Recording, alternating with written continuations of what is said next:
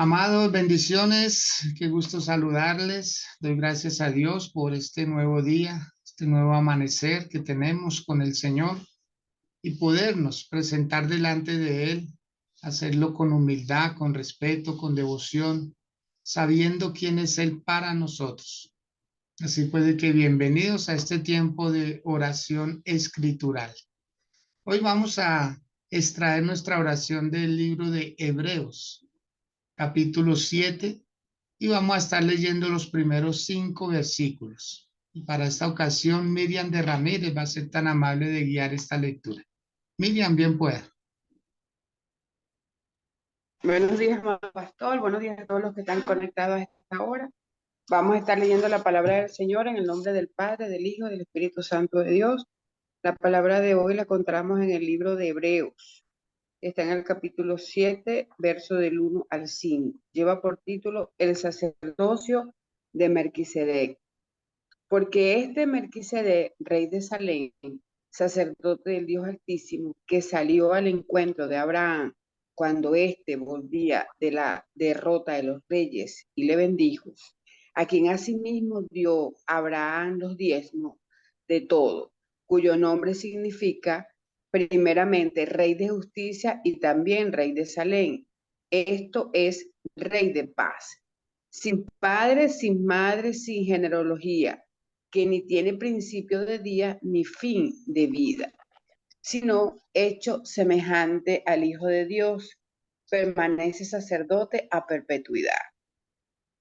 Considerad que cuando grande era este, a quien aún Abraham, el patriarca, dio diezmo de lo mejor del botín, y en verdad los que de entre los hijos de Leví reciben el sacerdocio tienen mandamiento de tomar del pueblo los diezmos según la ley, es decir, de sus hermanos, aunque estos también hayan salido de los lomos de Abraham. Amén. Amén. Muy bien. Miriam, mil gracias, muy amable. Esta palabra tiene un propósito y es poder quitarnos esos tabúes, esas vendas, esos velos y esos paradigmas que nosotros, pues, muchos creamos, pero también muchos se nos enseñaron. Y conforme uno aprenda, tiende a hacer. De hecho, no tiene otra forma, porque se ha aprendido lo que hemos llamado patrones de conducta o conductas aprendidas, que difícilmente se pueden cambiar a menos que haya una buena intención y a menos que llegue un conocimiento más amplio, más firme y que haya una revelación en nuestro espíritu para poder aceptar, adoptar nuevas enseñanzas.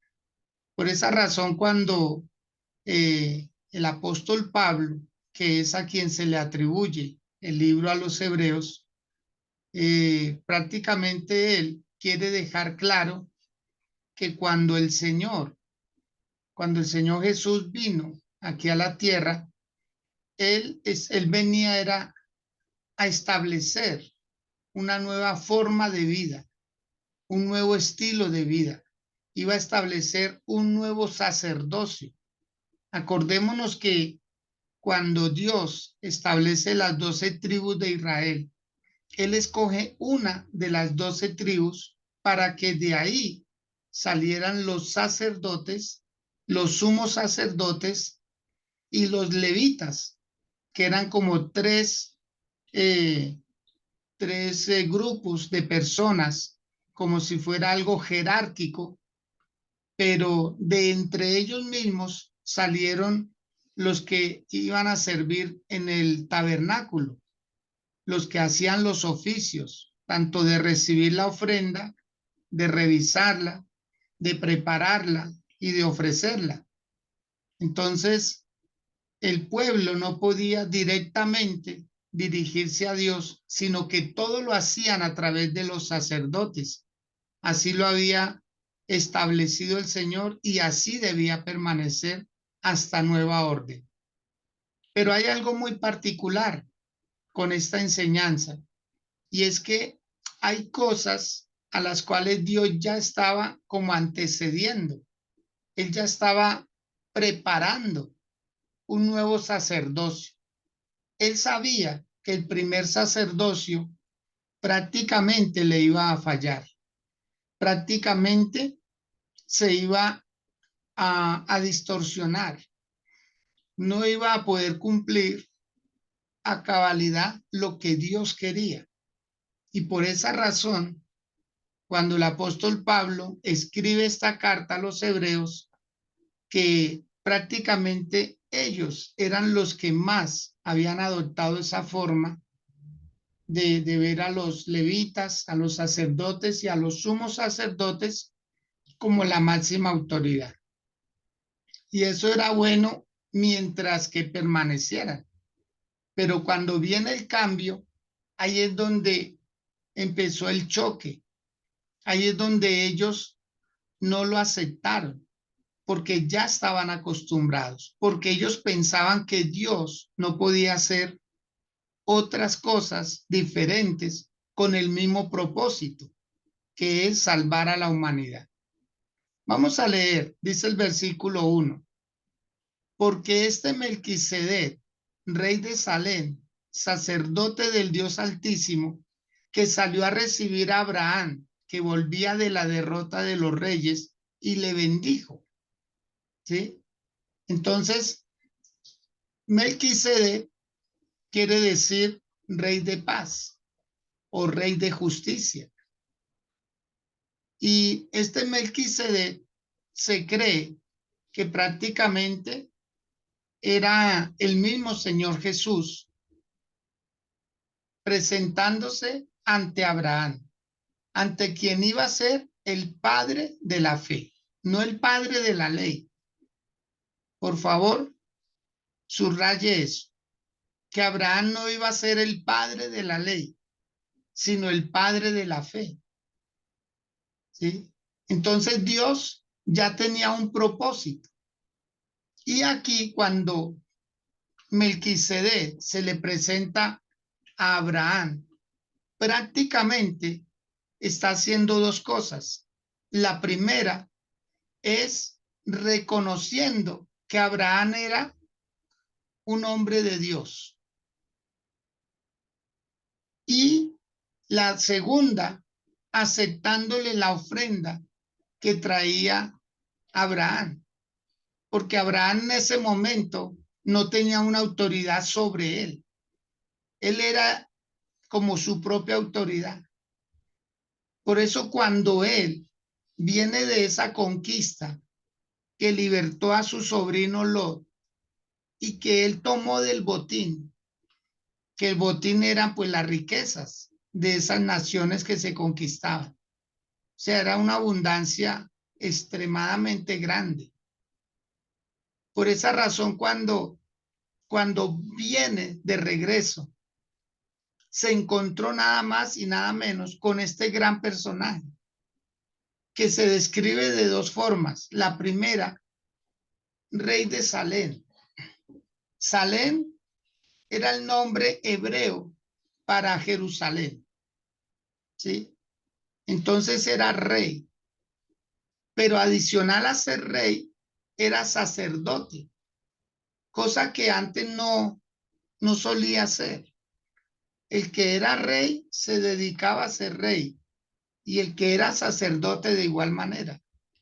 O sea, no se podían mezclar lo religioso con lo político o con lo civil. No se podían mezclar, no se admitía esa mezcla. Pero aquí estamos viendo a un personaje totalmente diferente. Lo que hizo Abraham fue aceptarlo. No le hizo preguntas, no le indagó, simplemente lo aceptó. Creyó que este hombre llamado Melquisedec, ¿sí?, podía hacer algo por él. No era que Abraham pudiera hacer algo por Melquisedec, era Melquisedec, porque él era el que tenía la autoridad. Él era el que tenía el poder en el momento. Entonces lo que hace Abraham es reconocer esa autoridad tanto espiritual como política. Así pues de que Abraham se da cuenta que hay una persona que es mucho más importante que él en el momento. Y dice el versículo 2, a quien asimismo dio Abraham los diezmos de todo, cuyo nombre significa primeramente rey de justicia y también rey de Salem.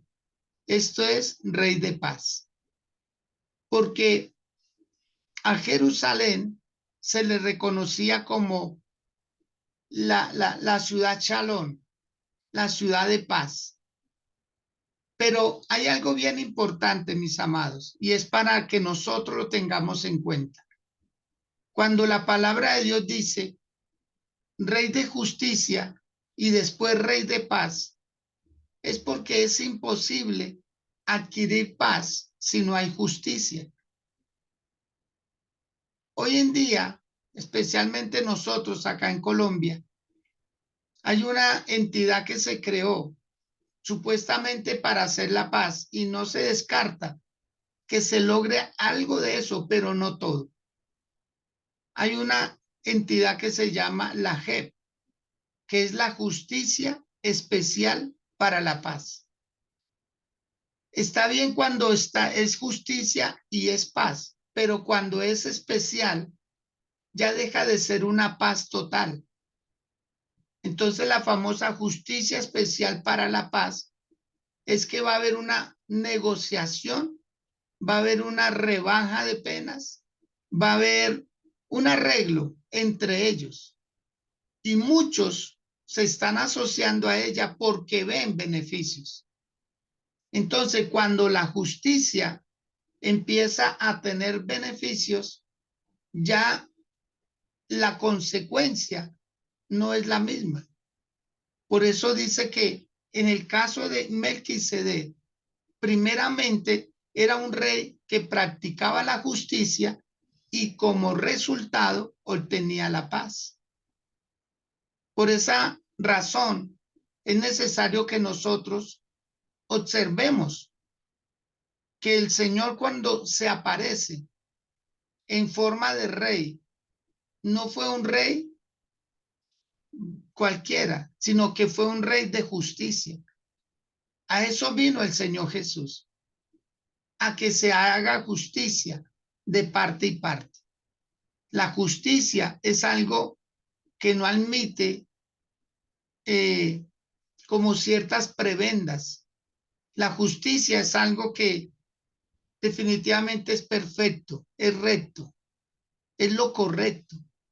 No hay más para el uno ni más para el otro.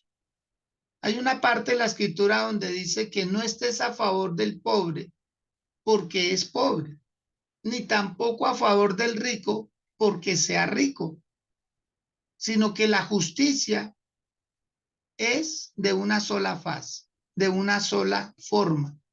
O sea, no se inclina ni a favor de unos ni a favor de otros, porque es justicia. Y si algo tiene Dios, es justicia. Es uno de sus atributos. Y por eso sucede lo que sucede en el mundo. Porque la justicia de Dios se aplica. La justicia de Dios demanda que haya castigo para el pecador. La justicia de Dios demanda que haya castigo para el malo, pero premio para el bueno. Por eso Dios mismo le dice a Abraham, tu galardón es sobremanera grande, porque le iba a recompensar la fe, le iba a recompensar el obrar. Entonces, amado, que esto nos llene a nosotros de esperanza, que dice que cuando venía Abraham de ganar, de esa conquista, tal vez venía cansado, tal vez venía también como con ganas de celebrar. Pero qué mejor que encontrar a un personaje así. Y Abraham que fue el padre de la fe y hasta el día de hoy enseñamos de él. Dice que le dio los diezmos de todo. O sea, Abraham reconoció en él divinidad. Abraham reconoció en él un personaje mayor que él mismo. O sea, ¿qué alegra de Abraham? Que Abraham no tenía ley y comienza una actividad de fe impresionante, porque es que Abraham le quita las excusas a cualquiera, en el sentido de que cuando este personaje sale al encuentro de Abraham, ¿sí? No le envió ayudas, no le envió un ejército, siendo rey de Salem. Pudo haberlo hecho porque era rey. Pero es que ¿con quién contaba Abraham? ¿Con quién ganó esa victoria Abraham? Con los hijos nacidos en casa de él, hijos de esclavos. La palabra de Dios dice que eran 318 en total. 318 personas con las que Abraham salió a conquistar. Y siendo el padre de la fe, tenía un arsenal de armas en su casa para poder armar a todas esas personas. Y me imagino por la victoria que obtuvieron, que se entrenaban, que eran muy capaces, porque ganaron y recuperaron todo y cogieron botín. Y cuando sale Melquisedec a encontrarse a Abraham, lo primero que hace es bendecirlo, bendecirle su vida. ¿Cómo lo bendijo? Ahí tenemos nosotros que buscar alguna conclusión, ir a la imaginación y decir, le dio palabras, lo felicitó, lo abrazó, tal vez le dio un beso en la frente, tal vez ungió aceite sobre él. Lo cierto es que la bendición del mayor vino sobre el menor. Y esto es algo que nosotros debemos de concebir también y decir, Dios, gracias, porque siempre que vuelva de una victoria, viene alguien a bendecir mi vida. Y en este caso es el Señor Jesús. Él siempre va a salir a nuestro encuentro y siempre va a tener una palabra o una actitud para bendecir nuestra vida y decirnos, has hecho las cosas bien. Dice el versículo número 3, que este personaje era sin padre, sin madre, sin genealogía, que ni tiene principio de días ni fin de vida, sino hecho. Ahí es donde viene nuestra interpretación. Deducimos y podemos aseverar contundentemente, sin temor a equivocarnos, como dice ahí, sino hecho semejante al Hijo de Dios, permanece sacerdote para siempre. En los términos teológicos, hay una palabra que se menciona y es teofanía. La teofanía es como un anticipo de apariciones de Dios con nosotros en diferentes formas. Así como se dice que el ángel de Jehová es Jesús mismo, el ángel de Jehová que iba delante de los ejércitos cuando Josué entró a poseer la tierra con el pueblo de Israel. El ángel de Jehová es Jesús. Pues asimismo, Melquisedec es otra forma más de ser una teofanía, de cómo el Señor se presenta delante de Abraham y empieza a bendecirlo. O sea, lo primero que hace es bendecirlo. Y aquí vemos nosotros que lo describe muy bien, sin un padre, sin una madre, sin genealogía. Porque para que una persona fuera creíble, tenía que comprobársele de qué parentesco venía. Buscaban en los registros y si no tenía descendencia sacerdotal o ascendencia sacerdotal. No podía ejercer. Pero aquí no. Aquí vemos nosotros que aparece de repente y aparece bendiciendo y Abraham reconociendo que él es autoridad, que él es una autoridad espiritual, pero también una autoridad civil. Probablemente cuando el Señor Jesús o el pueblo de Israel sabía que iba a venir un Salvador, tal vez lo esperaba de esta manera, que fuera rey, que fuera político, que tuviera el control militar en todas las áreas.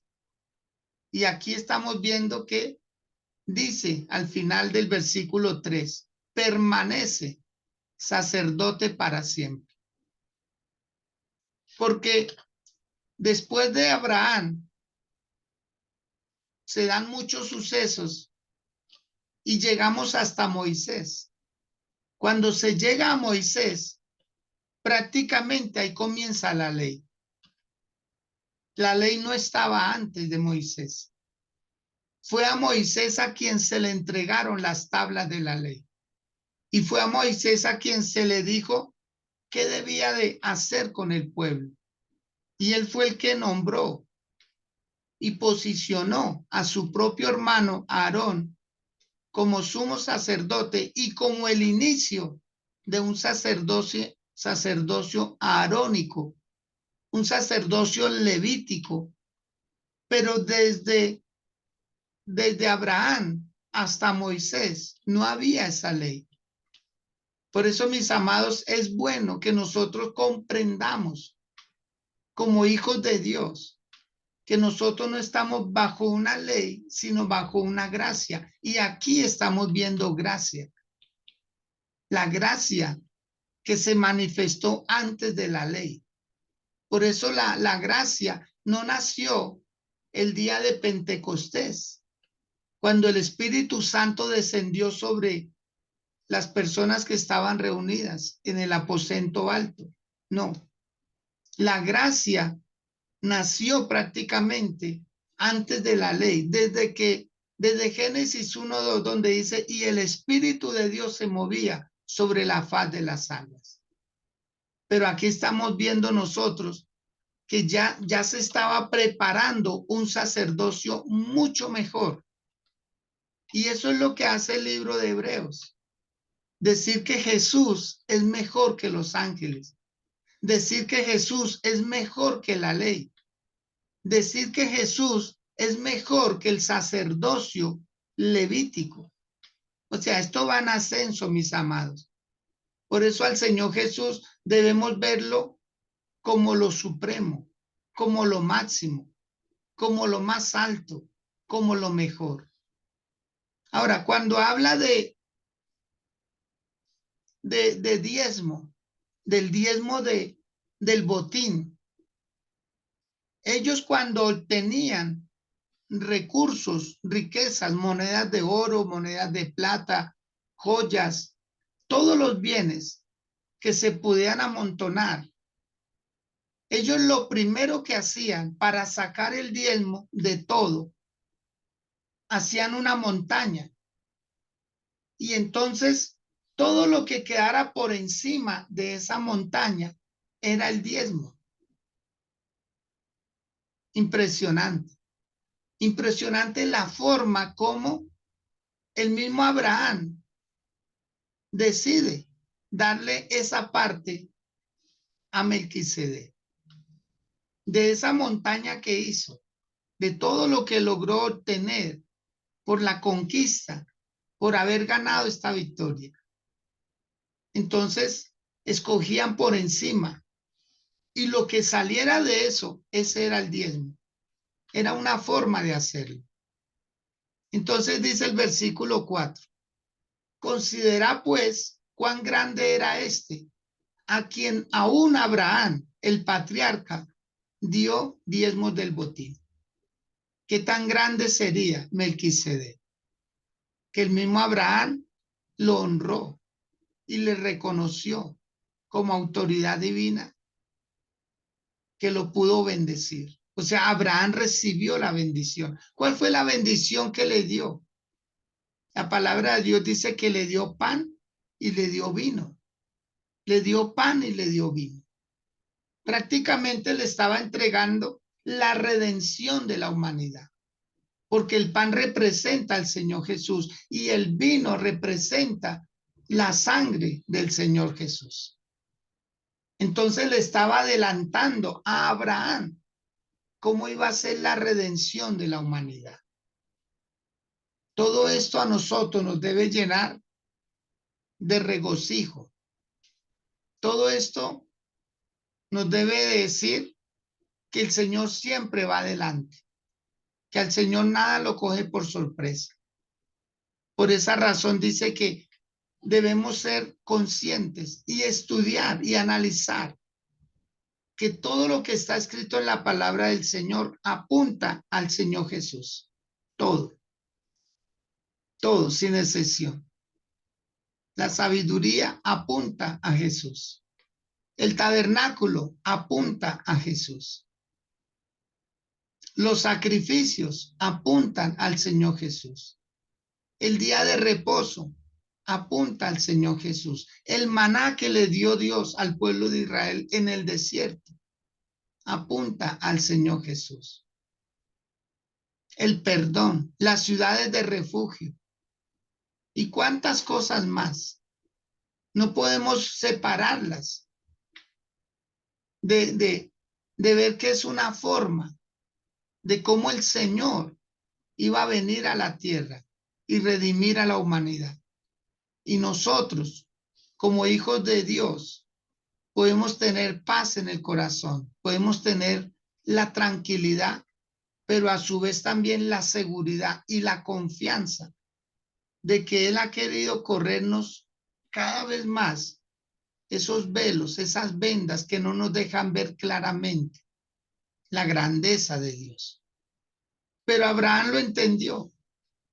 Abraham se dio cuenta que cuando ve a este rey que no empezó a escudriñarle su vida, simplemente lo aceptó porque lo bendijo. Es que eso es lo sorprendente, que este rey, cuando ve a Abraham, lo primero que hace es bendecirlo, como sellar prácticamente su victoria, como haberle dicho lo que hizo estuvo muy bien. Y entonces le entrega una bendición poderosa. Y dice en el versículo 5, ciertamente los que de entre los hijos de Leví reciben el sacerdocio tienen mandamiento de tomar del pueblo los diezmos según la ley, es decir, de sus hermanos, aunque estos también hayan salido de los lomos de Abraham. O sea, Dios le antecedió el sustento a la tribu de Israel, a la tribu de Leví. Desde este momento, aunque esa tribu iba a salir del mismo Abraham, pero ahí se ramifica otro sacerdocio. Ahí sale otro sacerdocio, del cual no iba a salir el Señor Jesús, sino que iba a salir la ley para sostener a los hombres en una concordia, porque la ley antiguamente, o la que ha existido para el pueblo de Israel siempre, es para un convivir entre ellos, pero no iba a ser para salvación, iba a ser para armonizar la convivencia, porque en la ley estaba escrito: no matarás, no adulterarás, no mentirás, no dirás falso testimonio, no codiciarás los bienes de tu hermano y amarás al Señor tu Dios. Pero no se hablaba de el plan de salvación, se hablaba era de conductas para que convivieran los hombres. Por eso es que cuando llega la gracia, que es el Señor Jesús, supera la ley, supera a los ángeles, supera el tabernáculo, supera todo lo demás. Entonces estamos viendo que lo que está haciendo Dios con Abraham al darle los diezmos a Melquisedec, es decir, que la línea sacerdotal tenía una función de mantener al pueblo conectado con Dios a través de sus oraciones, a través de el sacrificio de las ofrendas, a través de presentarle un incienso al Señor y hacer todo el ritual que demandaba. Entonces, lo que hace Dios es decir, el diezmo se ratificó, el diezmo se selló, porque no fue que Dios lo exigió, no fue que Dios lo estableció, no fue que Él lo pidió, sino que al darle a Abraham el diezmo a Melquisedec, Dios lo que hace es aprobarlo, decir, eso es lo que deben hacer los hombres para que el sacerdocio se mantenga vigente. En el tiempo del cautiverio, cuando se llevaron al pueblo de Israel para Babilonia, que duraron 70 años, dice la palabra que los sacerdotes que quedaron del cautiverio, ellos no volvieron a ejercer el sacerdocio hasta que Dios levantó al rey Ezequías. Y el rey Ezequías nuevamente vuelve y restablece el culto, vuelve y restablece el altar, el tabernáculo, el templo, y a su vez restablece el sacerdocio y coloca por decreto que se debían dar los diezmos y las ofrendas y las primicias para que el sacerdocio volviera nuevamente a ejercer su función. Entonces, vemos nosotros que ha sido algo que Dios ha estado afirmando siempre. Y Dios respalda lo que uno hace, porque viene de parte de Él. Quiero seguir leyendo unos versículos más porque es necesario que usted se dé cuenta que no son caprichos humanos, sino que es obediencia a Dios. Dice el verso 6, pero aquel cuya genealogía no es contada de entre ellos, tomó de Abraham los diezmos y bendijo al que tenía las promesas. O sea, cuando Melquisedec lo acepta, le estaba asegurando al sacerdocio de ahí en adelante que iba a haber un sustento por una labor, por una función, por un trabajo que se ejercía, que era ser sacerdote para Dios. Pero que si él bendecía al pueblo, el pueblo lo bendecía a él con ese recurso. Y dice el versículo 7, y sin discusión alguna, el menor es bendecido por el mayor. Y aquí, refiriéndose a la tierra, y aquí ciertamente reciben los diezmos hombres mortales, pero allí uno de quien se da testimonio de que vive. Entonces, Dios está observando si se está sosteniendo al sacerdocio. Dios lo está mirando. Dios es el que está ahí detrás de esa supervisión. Si se está haciendo conforme Él lo mandó. Y aquí lo está diciendo, que en la tierra lo reciben hombres mortales, pero en el cielo uno que da testimonio de que vive. Refiriéndose también a Melquisedec, que iba a ser sacerdote para siempre. O sea, no tendría final. Había comenzado, pero como era necesario sacar al pueblo de Israel del cautiverio, era necesario darles una ley para que armonizaran, para que no se hicieran daño entre ellos, para poderlos llevar a la tierra prometida. Porque el pueblo de Israel tuvo fe para salir del cautiverio, porque obedecieron a la palabra, pero les faltó fe para entrar a la tierra prometida. Es impresionante cómo somos los seres humanos. que a veces tenemos fe para unas cosas, pero no para otras. Y lo que Dios quiere es que nuestra fe sea inquebrantable, que nos mantengamos firmes y radicales en lo que Dios nos ha dado, que nosotros mantengamos esa obediencia a Dios, que no la cambiemos, porque de hacerlo se afecta el sacerdocio. Por eso el rey Ezequías lo que hizo fue restablecer y lo colocó por decreto. De hecho que llegó un momento en que el rey vio unos montones y él mismo preguntó, dijo, ¿y qué son esos montones de dinero? Dijo, es que el pueblo se puso a cuentas con Dios y con el sacerdocio. Y como hacía tiempo no traían, empezaron a traer lo que debían, más lo que debían dar en el momento. O sea, si alguien da oportunidades de cambio, de rectificación, es Dios. Y eso nos favorece y nos bendice a todos nosotros. Y por último, dice el versículo número 9, y por decirlo así, en Abraham pagó el diezmo también Leví, que recibe los diezmos. O sea, el famoso diezmo de diezmos. La misma tribu de Leví ya estaba consagrada para Dios. Ya estaba destinada a servirle al Señor.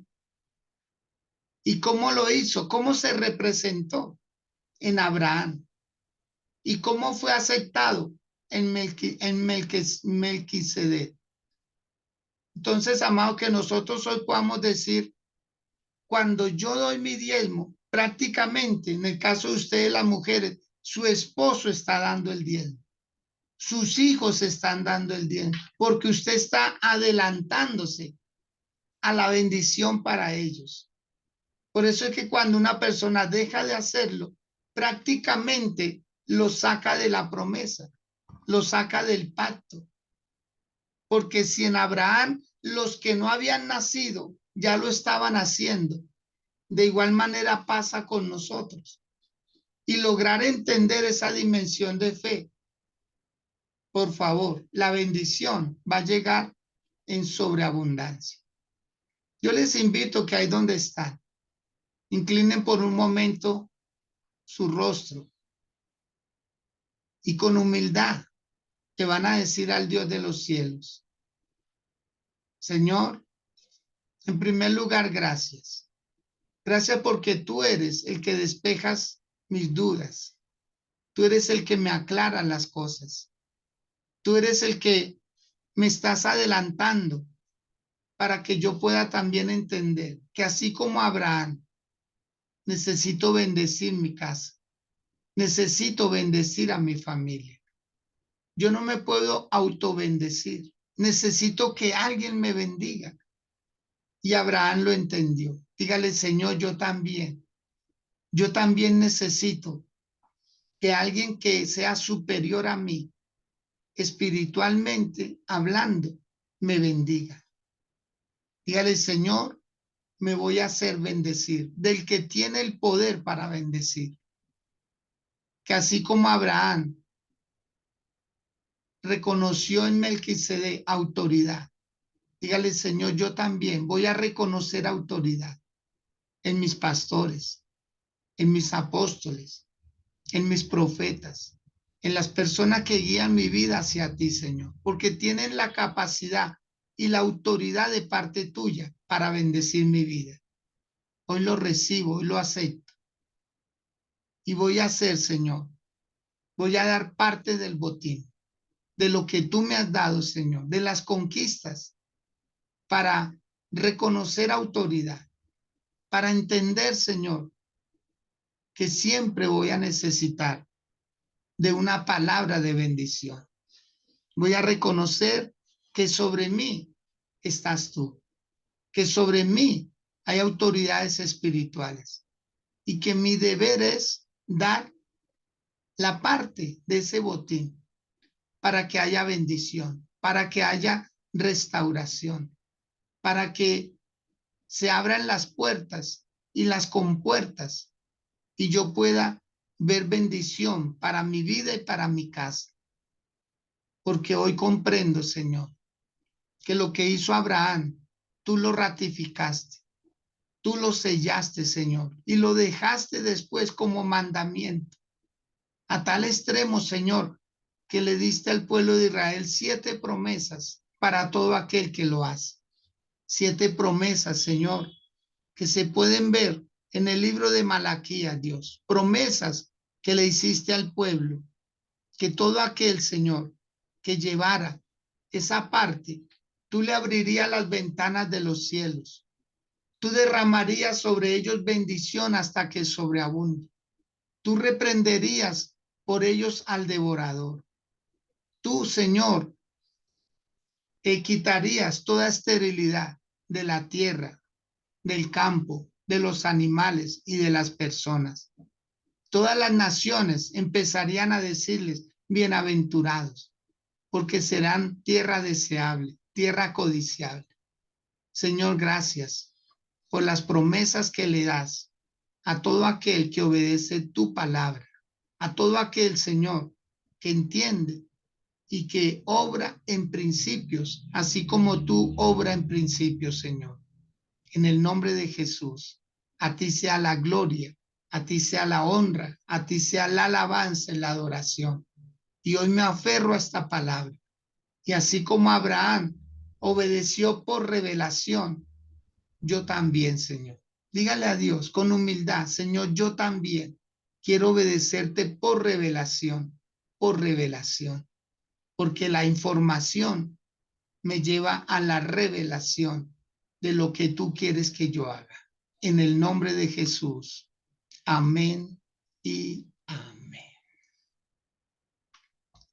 Bien, amados, qué gusto poderles entregar una palabra como esta para afirmar los fundamentos bíblicos, que es lo que mayormente le hacen bien a una persona, a una familia, a una comunidad. De mi parte bendigo sus vidas, les deseo lo mejor. Cada mañana, cada día, cada oportunidad que tenemos, les podemos dar una palabra que aclare más su mente y que pueda avanzar más en este gran caminar, como es el camino del Señor. Así que les bendigo, les deseo lo mejor. No olvidemos apartar, separar ese lugar para ir a este retiro espiritual. Mi identidad, mi renovación. Usted no se va a arrepentir de ir. No va a ser un gasto, va a ser una inversión. Es lo que se requiere para llegar a ese lugar. Porque ya en ese lugar usted va a recibir palabra de vida que lo va a llevar a un nuevo nivel. Lo va a sacar del estancamiento, lo va a sacar de las rutinas y le va a entregar Dios una revelación mayor para que su vida sea mejor de lo que es ahora. En el nombre de Jesús les bendigo. Mañana con la ayuda del Señor nos encontramos en la iglesia 9 a.m. Que tengan un feliz resto de día. Que estén muy bien. Felicidades.